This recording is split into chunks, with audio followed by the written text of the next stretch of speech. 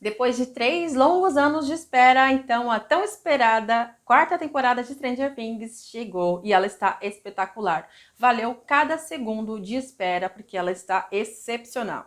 A gente sabe que essa quarta temporada foi dividida em 2 partes e o volume 1, que é o que já está aí disponível na Netflix, conta com 7 episódios. Porém, nós temos mais 2 episódios que serão liberados em julho. Esses 2 episódios têm por volta de 2h30 cada um, então a gente tem mais 5 horas de Stranger Things ainda esse ano.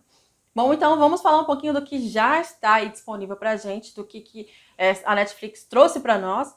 E vou tirar dúvidas de algumas pessoas, de algumas coisas que eu já vi rolando em alguns fóruns da internet. Então decidi fazer esse vídeo como uma espécie de resumão de tudo que a gente viu nessa quarta temporada, ok? Não deixe de se inscrever no canal se você não é inscrito, ativa o sininho para ficar por dentro de tudo que chega por aqui. Não sai daí, eu sou a Sueli Santana e você está no canal Cafeína.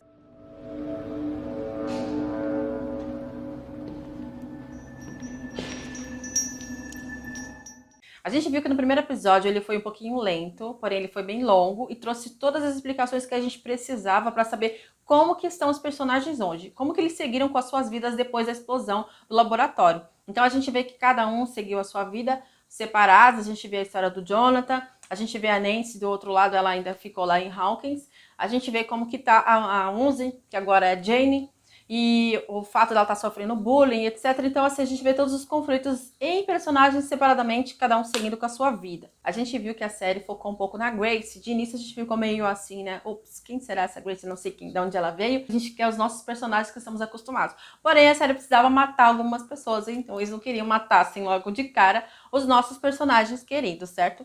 Então, veio a Grace. Apesar do episódio ele ser longo e ele ser um pouco lento, porque está contando ali a história de cada personagem, no último segundo a gente tem uma cena de invocação do mal, quando a Grace ela é atacada pelo Vecna e ela simplesmente começa a se entortar toda. Aquela cena é fantástica. Gente, que produção, né? A gente tá vendo uma produção de verdade. Isso, gente, isso é produção. No segundo episódio, a gente vê que realmente tudo começa a acontecer de verdade, onde os grupos começam a se montar, cada um num ambiente diferente, para tentar ali se estruturar contra uma grande batalha que seria o Vecna. E aí começa aquelas coisas que a gente gosta de ver de Stranger Things, né? O pessoal vamos pegar arma e pega a bolsa e corre pra cá, e a gente vê logo o Dustin indo pra locadora com a bolsa e joga lá em cima e vamos lá. Então é isso que a gente gosta, já vai dando aquela ação, vai dando até um friozinho na barriga. Eu estava esses 3 anos esperando por isso. Então esses grupos eles foram separados, a gente tem ali a história do Hope, certo? A gente vê que ele manda uma bonequinha pra Joyce, a Joyce vai em busca dele, a gente vê todo o esforço que ela faz, e em momento nenhum ela duvida que ele está vivo, ela vai atrás dele sim. Então a gente tem essa jornada incrível da Joyce em busca do Hope, e ainda o avião caindo, tem muita ação e é muito bom de se ver. E a gente fica meio frustrado de ver como que o Hope, coitado, gente, ele fez de tudo para sair da prisão, mas aquele cretino do Yuri teve coragem de entregar ele, e ele, depois de tudo que ele fez, correr na neve descalço, ele voltava à prisão de novo ali para enfrentar o Demogorgon. Mas a cena final desse grupo é muito boa, porque a gente vê o encontro ali de volta da Joyce e do Hope. Gente, foi muito fofo, foi muito lindo. Não tem como a gente não se emocionar. A gente que acompanha a série desde o começo, a gente se emociona sim, com certeza, não tem como. A gente tem também o grupo da Califórnia, onde o pessoal tá ali, o Jonathan, o Will estão presos na casa com os seguranças, né? Estão fazendo de tudo ali para manter a segurança dele. Porém, dá tudo errado e eles acabam meio que fugindo, tentando encontrar a Onze para saber onde ela tá. Esse roteiro que foi separado para esse grupo da Califórnia, ele é um pouquinho mais dramático, fala um pouquinho mais sobre os sentimentos de cada um, inclusive a sexualidade do Will. Ele tá com muitos ciúmes do Mike com a Onze. Então, assim, ele não falou exatamente que está apaixonado pelo Mike, mas a gente meio que desconfia, né? Porém, o bicho tá pegando mesmo em Hawkins, né? Onde realmente a gente teve a morte da Grace, logo em seguida a gente teve a morte do Fred, depois do Patrick, e a gente tem também o Ed como o principal suspeito ali na polícia. E teve uma outra coisa também que eu achei interessante que aconteceu nessa temporada, que eu não tinha visto nas outras, é a participação dos pais e da cidade. Você vê que agora a cidade inteira está interessada em saber o que está acontecendo. Antes a gente não tinha isso. Era uma coisa focada muito nas crianças. E às vezes até pensava, nossa gente, essas crianças não têm pai, não têm mãe, não têm família. Onde é que tá essa pessoa enquanto tudo acontece com eles? E dessa vez não, eles colocaram um pouquinho mais eles, assim, ativo para saber, gente, o que está acontecendo com essa cidade, sabe? E tá mais em busca deles. Eu achei bem legal isso também. Durante toda essa jornada aí em busca do mundo invertido para saber o que o Vecna está querendo fazer, qual que é a intenção dele, da onde que ele veio e etc., a gente vê também uma aproximação maior da Nancy e o Steve. Eu acho que os dois ficam muito melhor juntos do que com o Jonathan. Apesar que eu gosto muito do Jonathan também, mas eu acho que a química maior é entre a Nancy e o Steve. Então a gente tem a história do Vecna contada desde o começo. E isso tudo, gente, é a história original de como realmente iniciou tudo o que aconteceu lá em Hawkins. Então, para você que tinha, assim, aquela dúvida, gente, como foi que começou tudo isso? Da onde saiu o mundo invertido e tudo mais? Essa temporada veio contando exatamente como que tudo começou. Você viu que o portal foi aberto na barriga do número 1. Então, agora falando do Vecna. A gente tem, então, esse super vilão, esse monstro agora, nessa temporada. Ele é muito feio, horroroso. E ele escolhe as suas vítimas de acordo com culpas que elas sentem. Pode ser, às vezes, não uma culpa tão muito grande, mas ele vai alimentando aquela culpa muito mais, até a pessoa ficar realmente totalmente, assim, devastada, é onde ele pega ela. Então a gente vê, assim, a culpa da Max, porque ela se sente culpada pela morte do Billy, porque apesar dela gostar dele, às vezes ela tinha uma discussão com ele, e ela desejava a morte dele. Então ela se sente culpada pela morte dele, pelo fato de algumas vezes, em algumas discussões, ela ter desejado a morte dele.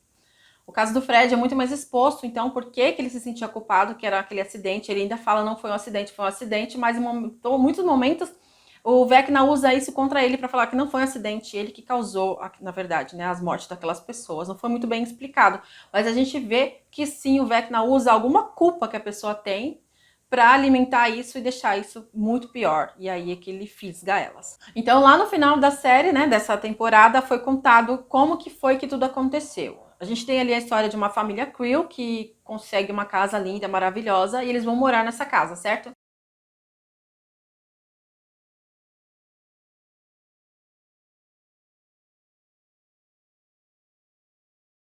E o filho, o Henry, ele já é um garoto sensitivo, ele já tem poderes por si próprio.